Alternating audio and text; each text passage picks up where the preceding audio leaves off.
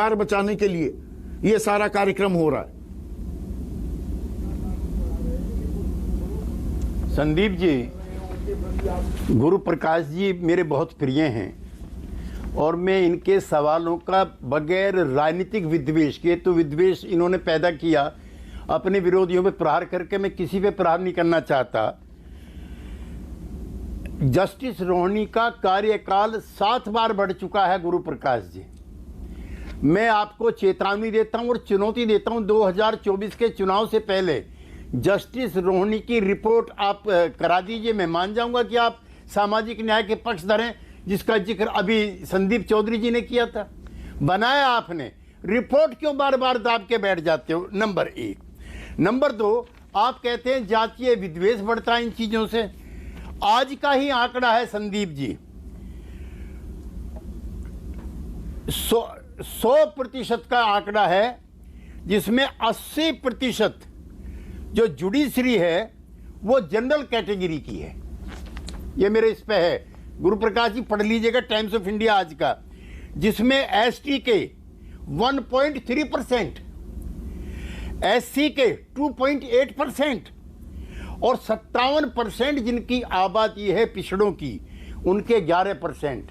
यानी कि 80% general class के, मैं विद्वेषता से नहीं कह रहा हूं, और बाकी 20% में एससी एसटी बैकवर्ड माइनॉरिटी, यानी कि 80% के 20 और 20% के 80। आप कहते हो कि जातिगत विद्वेष फैलता है। भाई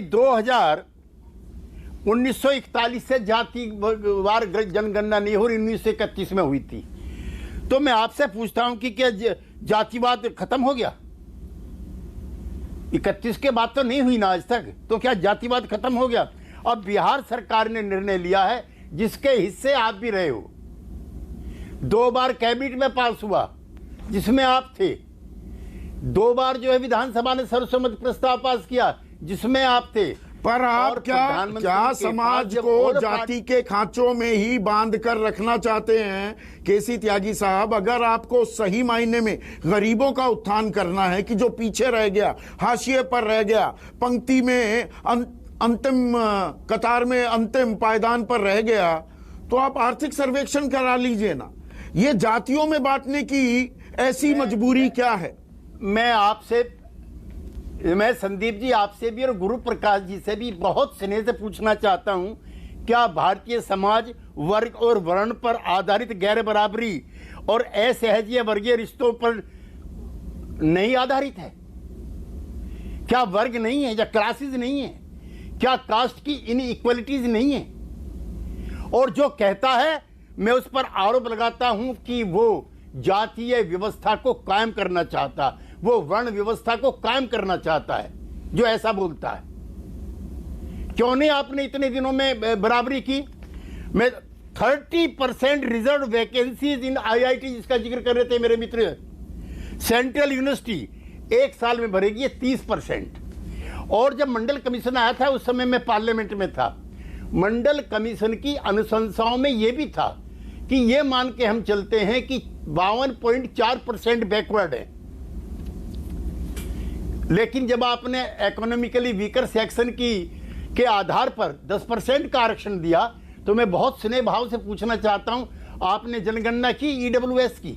और एक और चीज संदीप जी, आपके चैनल पे चुनौती के तौर पे कहता हूं, आपने धार्मिक आधार पर जनगणना की है 1, आपने जातीय आधार पर एससी एसटी की जनगणना की है 2, तो फिर जनरल कैटेगरी और बैकवर्ड की करने में आपको क्या दिक्कत है? उनसे क्या आपका पर यहाँ पर अपने घर से शुरुआत कीजिए ना। आपने अभी केसी त्यागी, एक मिनट, अच्छा अब तीसरा पॉइंट पूरा कीजिए, फिर मुझे सवाल पूछना है, एक इंटरवेंशन करनी। मैं तो गुरु प्रकाश जी की तरह आप पे आरोप भी नहीं लगाना चाहता जो उन्होंने लगाया है, लेकिन इसमें कुछ नहीं करना है और गलत प्रचार कर रहे हैं इसके विरोधी। जो वर्ण व्यवस्था को कायम करना चाहते हैं उनके तर्क हैं। अब सुन लीजिए, जो बना है इसकी तरफ से जो जनगणना का 2011 का भी, शैक्षणिक स्थिति क्या है, स्त्री है कि पुरुष है, खेत में लगा है, खेतीहार है, मकान में रहता है, उम्र क्या है, शिक्षा क्या है, व्यवसाय क्या है, परिवार क्या है, भाषा क्या है, धर्म क्या है, संपत्ति क्या है, ये सारी चीज जनगणना में आएंगी। हमारा इतना भर निवेदन है कि एक शब्द और लिख दीजिए, जाति।